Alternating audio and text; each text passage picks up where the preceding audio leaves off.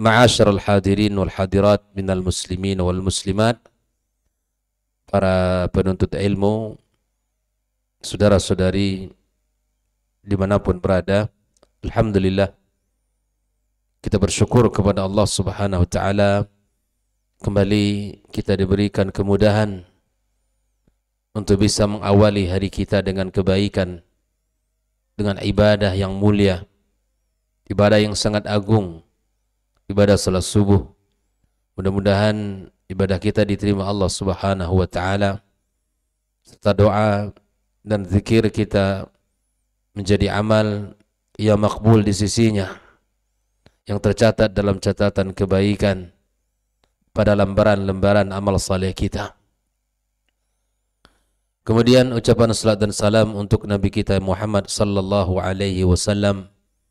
Mudah-mudahan kita semua mendapatkan syafaatnya pada hari kiamat kelak, dan kita juga termasuk orang-orang yang selalu membuktikan kecintaannya kepada Rasulullah sallallahu alaihi wasallam dengan menjalankan sunnah-sunnahnya.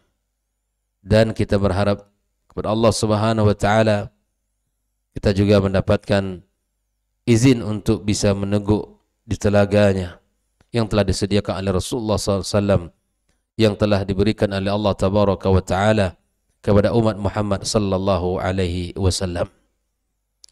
Ahibati fillah, kaum muslimin dan muslimat, kembali kita bersama kitab Al-Mulakhas fi Syarhi Kitab At-Tauhid. Pagi ini halaman yang ke-68. 68. Qala al-musannifu rahimahullah wa fi sahih. Berkata Syekh Muhammad bin Abdul Wahab, wa fi sahih, dan di dalam sahih, maksudnya di sini adalah hadis yang diriwayatkan dalam sahih Muslim. Anin Nabi sallallahu alaihi wasallam, dari Nabi sallallahu alaihi wasallam, annahu qala, bahwa beliau bersabda, man qala la ilaha illallah, barang siapa yang berkata la ilaha illallah, tiada ilah yang berhak disembah kecuali Allah, wa kafara bima yu'badu min dunillah, dan kufur dengan segala sesuatu yang disembah selain Allah, haruma maluhu wa damuhu, maka haram hartanya, haram darahnya, wa hisabuhu 'ala Allah azza wa jalla, dan perhitungannya ya kepada Allah Subhanahu wa taala. Ikhwafillah, hadis ini masih dalam pembahasan bab tafsir tauhid wa syahadati la ilaha illallah. Setelah kita membahas bab ini dengan 3 dalil dari ayat Al-Quranul Karim, maka Syekh Muhammad ibn Abdul Wahab menyebutkan dalil dari bab ini, hadis Nabi sallallahu alaihi wasallam yang diriwayatkan oleh Imam Muslim dalam kitab sahihnya ini. Inilah hadis yang menjadi penguatan terhadap tafsir tauhid wa syahadati la ilaha illallah. Lalu Syekh Muhammad mengatakan, wa syarhu hadhihi tarjamati ma ba'daha min al-abwab. Wa syarhu, penjelasan dari hadhihi tarjamah, maksud dari pembahasan bab ini, ma ba'daha min al-abwab. Nah, kita sudah pelajari bahwa dari bab 1 sampai bab 5 itu tentang muqaddimatut tauhid, yang berbicara tentang fadlut tauhid, yang berbicara tentang keutamaan tauhid, ya, dan makna tauhid. Nah, dari bab 6, dari bab yang sedang kita baca ini, wa ma ba'daha, sampai bab 14, 6, 7, 8, 9, 10, 11, 12, 13, 14, itu adalah bab yang menjelaskan tentang tafsir tauhid. Persisnya dari bab 7 nanti, setelah bab ini, kita akan mendapatkan bagaimana aplikasi, implementasi, aplikasi daripada makna tauhid dalam kehidupan nyata kita. Ya. Bagaimana tauhid itu dijaga, bagaimana tauhid itu dilaksanakan, dan apa saja yang menjadi contoh-contoh. Ini bab setelah ini insya Allah. Ini makna daripada wasarru hadhihi tarjamati ma ba'daha minal abwab. Bab setelah bab yang sedang kita baca ini akan kita dapatkan ya contoh-contoh daripada pengaplikasian tauhid dalam kehidupan kita, pelaksanaan tauhid dalam keseharian kita. Ini. Lalu kemudian Syekh Shalih Al-Fauzan menjelaskan beberapa makna daripada hadis tersebut. Beliau mengatakan fi sahih, ay maknanya sahih Muslim. Hadis yang kita baca ini terdapat di dalam kitab Sahih Imam Muslim. Haruma maluhu wa damuhu. Haram darahnya dan hartanya. Artinya apa? Ay muniya akhdhu malihi wa qatlihi. Dilarang untuk mengambil harta orang dan dilarang untuk membunuhnya. Binaan ala ma dhahara minhu. Seseorang kalau sudah mengatakan dia muslim, bersyahadat kepada Allah secara zahir, maka dia muslim. Maka di sini disebutkan nanti wa hisabuhu 'ala Allah, ya maknanya adalah Allah Ta'ala huwa alladhi yatawalla hisabah man talaffadha bihadhil kalimah. Artinya Allah lah yang mengurusi, yang mengatur segala urusan orang yang telah melafazkan kalimat ini.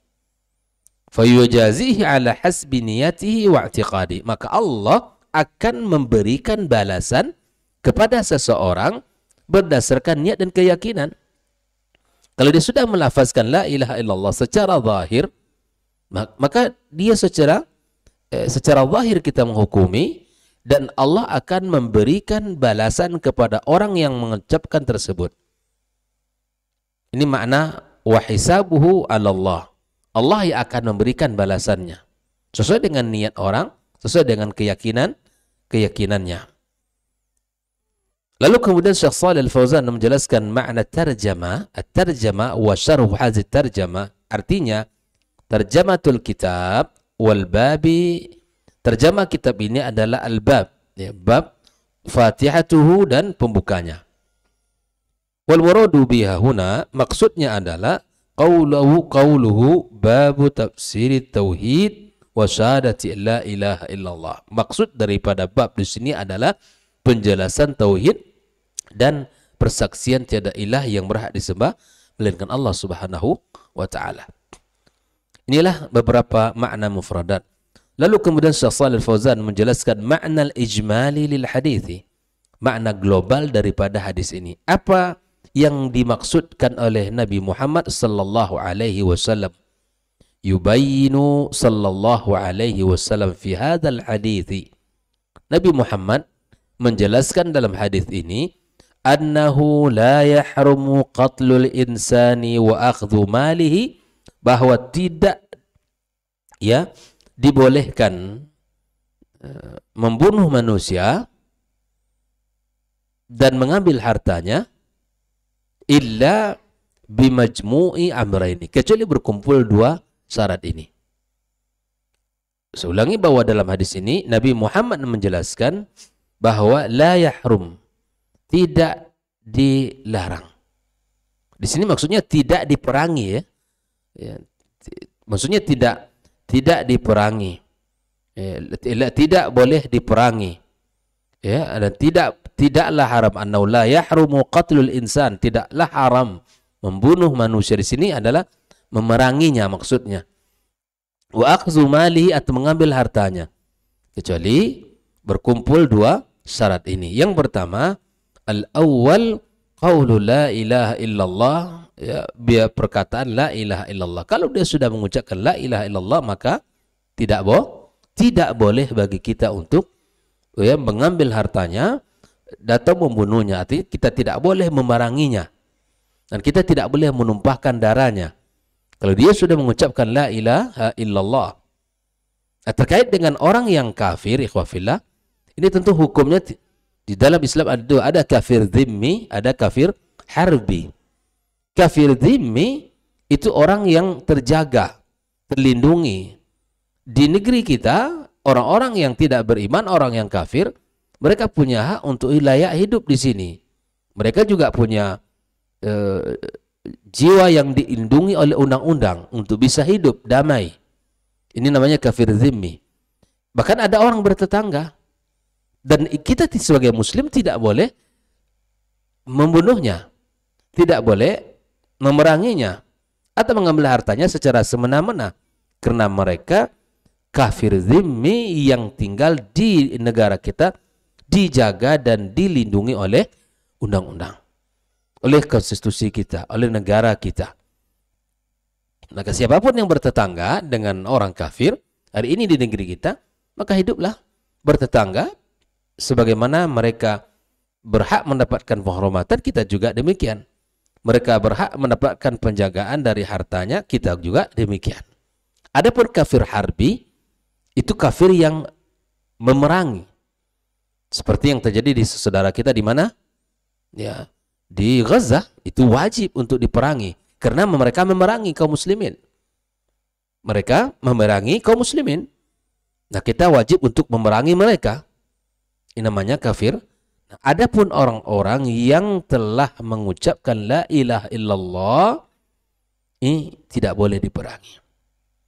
Yang kedua, al-kufru bima yu'badu min dunillah. Dia kufur dengan segala sesuatu yang disembah selain Allah.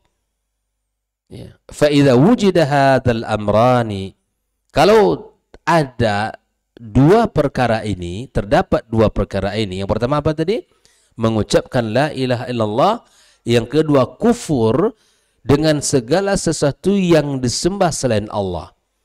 Apabila terdapat dua perkara ini, wajabal kaffu anhu zahira, maka ditahan, tidak boleh. Tak boleh kita ambil harta mereka dan tidak boleh kita perangi mereka. Wa tafwidu batinihi ila Allah. Lalu kita serahkan urusan hatinya kepada siapa? Kepada Allah. Ustaz, dia hanya mengucapkan itu karena ada maksud. Maka kita serahkan urusan hatinya kepada Allah. Teringatkah oleh ikhwas sekalian kisah sahabat yang membunuh seseorang yang ada dalam perang? Padahal dia sudah mengucapkan la ilaha illallah. Dibunuhnya juga. Dibunuhnya juga. Sampai Nabi Muhammad SAW mengatakan sesuatu kepadanya. Ya Rasulullah, dia berhujah. Dia hanya mengucapkan itu untuk menyelamatkan dirinya. Tidak boleh. Sebab seperti itu adab di dalam berperang.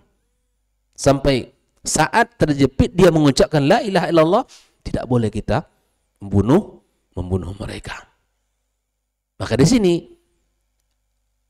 kalau secara zahir terkumpul dua perkara ini, maka tidak boleh diperangi, tidak boleh diambil hartanya. Dan kita serahkan urusan hatinya kepada Allah Subhanahu wa ta'ala. Fa in kana sadiqan fi qalbi. Kalau dia jujur di dalam mengungkapkan la ilaha illallah dan kufur sesembah selain Allah, jazahu bi jannatin na'im. Allah akan berikan balasan dengan surga yang penuh dengan kenikmatan.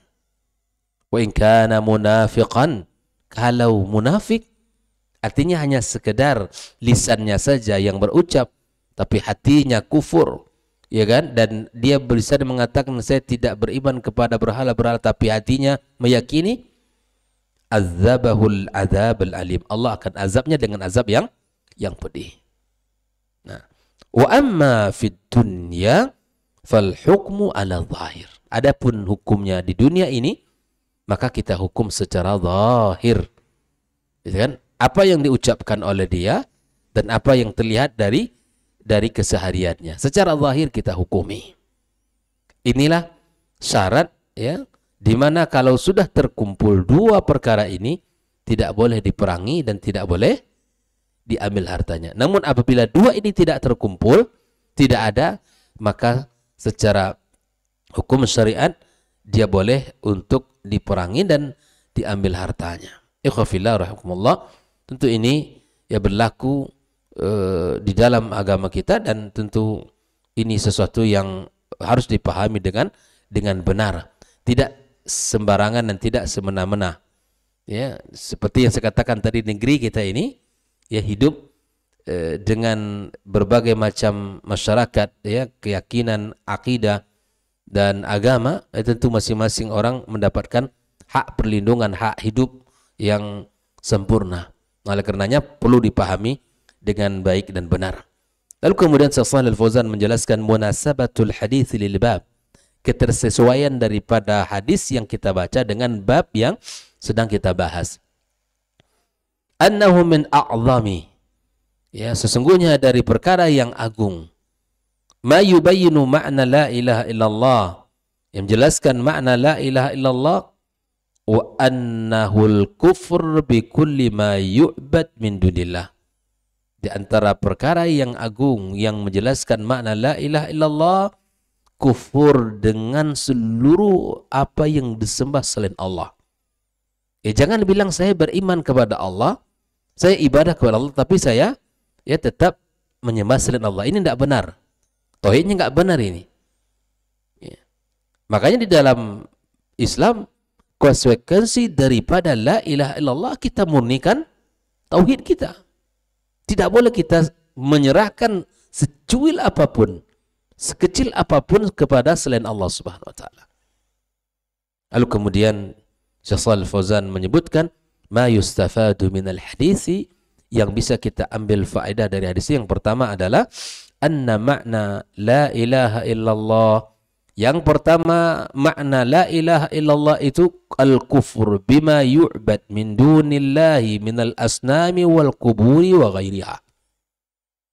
Bahwa makna la ilaha illallah itu kufur dengan seluruh yang disembah selain Allah, berupa berhala, berupa kuburan, berupa apalagi bebatuan, pepohonan, bahkan orang-orang saleh yang disembah, bahkan para nabi yang disembah, bahkan para malaikat, semua itu ditinggalkan. Maka tidak benar orang mengatakan saya beriman kepada Allah, saya beribadah kepada Allah, dan saya beribadah selain kepadanya juga. Ini tidak benar. Bahwa orang kalau sudah mengatakan la ilaha illallah, murnikan seluruh ketaatan hanya kepada Allah. Tidak boleh kita berikan selain kepadanya. Berhalakah, manusiakah, malaikatkah, nabikah, pohon, batu, dan seterusnya. Ikhwafillah, ini yang pertama. Yang kedua, anna mujarrad talafuz. Kalau hanya sekedar melafazkan bila ilaha illallah dengan lafaz la ilaha illallah ma'adamil kufur, dan tidak mengkufuri bima yu'bad min dunillah, selain apa yang disembah selain Allah, ya, hanya melafazkan tapi tidak mengkufurkan, maka apa? La yuharrimud dama wal mal, tidak diharamkan harta dan darahnya. Bayangkan ya, bedanya sedikit. Orang yang meyakini la ilaha illallah kemudian mengkufuri seluruh yang diselesaikan Allah, haram harta dan darahnya. Orang mengucapkan la ilaha illallah saja tanpa mengkufuri selain apa yang diselain Allah, tidak haram harta dan tidak haram darahnya. Bayangkan. Walau arafa ma'naha wa amila bi, walaupun dia faham makna dan mengamalkan. Bayangkan. Sedikit bedanya. Paham dia dengan lafaz itu dan mengamalkannya, tapi hanya sekedar apa? Melafazkan saja. Tidak menjadikan haram darah dan hartanya. Malam yudif ila dhalikal kufur bima yu'badu min dunillah. Ya, selama tidak menambahkan perkara itu, ya, perkara dhalikal kufur bima yu'bad min dunillah. Jadi kita bukan sekedar kita mengucapkan, tapi kita mesti ingkar. Ya, tidak sekedar kita melafazkan, tapi harus ingkar. Di hati kita ada kebencian. Di hati kita ada ya ketidaksukaan selain apa yang disembah selain Allah Subhanahu wa taala. Kepada siapapun, makhluk apapun, benda apapun yang disembah, mesti kita ingkari itu. Yang ketiga, anna man ata bit tauhid, barang siapa yang mendatangkan tauhid atau meyakini tauhid, waltazama syara'i'ahu, dan iltizam dengan syariatnya, zahiran, secara zahir, wajibal kaffu an, maka wajib untuk ditahan hatta yatabayyana minhu ma yukhalifu dzalik, sampai kita mengetahui bahwa dia menyelisih daripada apa yang diucapkannya. Jelas ya? Kalau ada orang yang bertauhid, beriman, meyakini Allah dan dia iltizam dengan syariatnya, sudah, berarti kita cukup sampai di situ. Tidak boleh kita, ya ini saudara kita, dan tidak boleh kita memusuhinya, tidak boleh kita mengambil harta dan menumpahkan darahnya, sampai kita mengetahui dia menyelisih daripada apa yang diucapkannya. Kalau saya beriman, tapi kemudian dia ya melakukan perbuatan yang menyelisih keimanan, berarti itu berbeda dari apa yang diucapkan, maka itu tidak menghalangi dia untuk diharamkan harta dan darahnya. Yang keempat, wujubul kaf anil kafir idza dakhala fil Islam walau fi halil qital. Yang keempat ini penting. Wajib kita untuk tidak membunuh mereka, orang-orang kafir, kalau dia masuk Islam, walau fi halil qitali, walaupun kondisi Islamnya di saat perang berkecamuk. Islam dia, nggak boleh lagi dibunuh. Itu ya. Ini subhanallah. Ini mesti kita pahami hukum. Para mujahid, alhamdulillah kita lihat mereka punya adab dan perang. Ya, bagaimana terhadap tawanan-tawanan perang. Ya, bagaimana kita lihat ya adab dan akhlaknya para mujahidin di Gaza. Ya, subhanallah. Ya Allah, mudah-mudahan ini menunjukkan syariat yang mulia yang ada pada mereka, yang mereka jalankan. Ya, para tawanan-tawanan perang di saat mereka dilepaskan, senang bukan main, bahagianya bukan main, terlihat ya, bahkan melambaikan tangan mereka, tangan mereka penuh dengan kehangatan di saat mereka menyerahkan kepada kembali ke negeri mereka.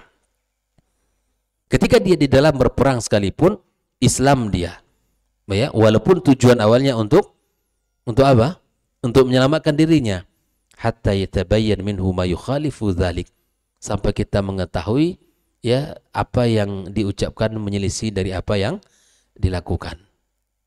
Ini harus kita pahami. Ikhwafillah. Yang kelima, annal insana qad yaqul, barangkali manusia bisa mengatakan la ilaha illallah wa la yakfur bima yu'bad min dunillah, dan tidak kufur kepada sembahan selain Allah azza wa jalla. Bisa jadi manusia seperti itu. Yang keenam, annal hukma fid dunya ala zahir, bahwa sesungguhnya hukum di dunia ini kita hanya berikan secara zahir saja. Ya. Wa amma fil akhirati fa'alal niyatil wal maqasid. Adapun urusan dia di akhirat tergantung kepada niat dan tujuannya. Untuk apa dia mengatakan hal itu? Yang ketujuh, hurmatu malil muslim wa damihi illa bihaqqin, maka haramnya harta seorang muslim dan darah seorang muslim kecuali dengan hak, sesuai dengan syariat yang telah berlaku di dalam Islam. Kalau dia membunuh, maka mesti dibunuh kalau terbukti dengan di pengadilan dan seterusnya. Ya, sesuai dengan apa yang telah ditegakkan oleh agama kita. Ikhwafillah, inilah 7 yang bisa kita ambil dari hadis yang diriwayatkan oleh Imam Muslim rahimahullah taala.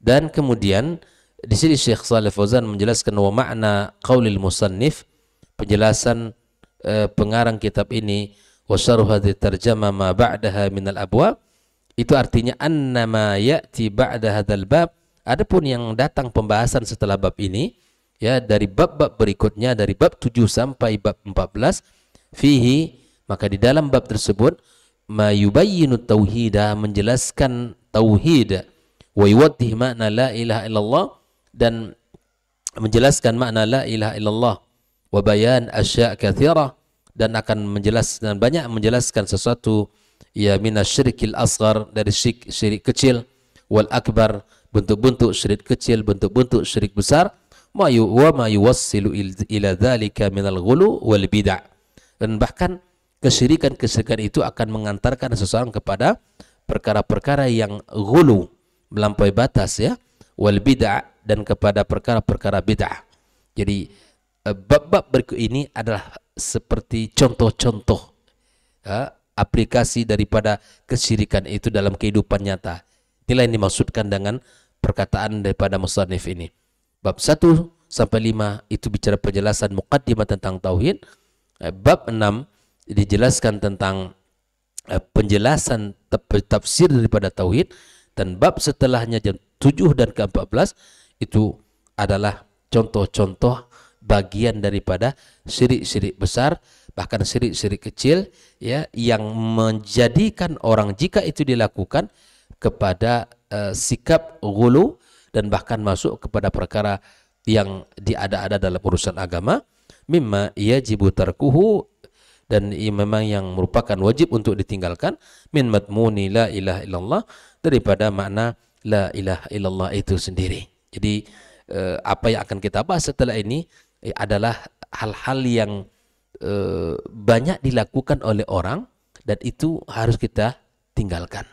Perkara-perkara yang akan disebutkan setelah ini, perkara-perkara yang sering dilanggar oleh manusia dan itu adalah sebuah kesalahan. Mudah-mudahan kita diberikan Allah Subhanahu wa taala kesehatan untuk bisa selalu belajar, dan Allah berikan kepada kita pemahaman yang benar dan mengamalkan ilmu yang kita pelajari. Inilah pembahasan kita pagi ini. Mudah-mudahan kita mengucapkan la ilaha illallah itu penuh dengan keyakinan dan keimanan, sekaligus kita mengkufuri seluruh sembahan selain Allah Azza wa Jalla. Kita benci dan kita tidak menyukainya. Dan siapapun yang melihatnya dan siapapun yang mengetahuinya, maka dakwahkan kalimat ini kepada mereka yang melakukan kesyirikan dalam kehidupan mereka. Maka ikhwafillah rahimakumullah, sekali lagi kita berharap kepada Allah Subhanahu wa taala agar kita diberikan kesehatan dan semangat dalam belajar dan mengamalkan ilmu kita. Wallahu taala a'lam, wa sallallahu ala nabiyyina Muhammadin wa ala alihi wa sahbihi ajma'in. Subhanakallahumma bihamdik, asyhadu an la ilaha illa anta astaghfiruka wa atubu ilaik. Wassalamualaikum warahmatullahi wabarakatuh.